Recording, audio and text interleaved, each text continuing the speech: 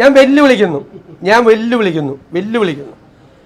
ഈ മന്ത്രിസഭയിലെ, അതായത് ഒന്നാം പിണറായി സർക്കാരിലെ മന്ത്രിമാർ നിയമസഭയിൽ തന്ന മറുപടിയുണ്ട്, തോമസ് ഐസക് തന്ന മറുപടിയുണ്ട്. ഇത് CPMൻ്റെ ഒരു ക്യാപ്സ്യൂളാണ്. ഉമ്മൻചാണ്ടിയുടെ കാലത്ത് 18 മാസം കുടിശ്ശികയുണ്ടായിരുന്നു. ഞാൻ വെല്ലുവിളിക്കുന്നു ഏത് CPM നേതാവിനെയും, കേരളത്തിലെ LDFൻ്റെ ഏത് നേതാവിനെയും ഞാൻ വെല്ലുവിളിക്കുന്നു. നിങ്ങൾ തെളിയിക്കുക 18 മാസം ഉണ്ടായിരുന്നു.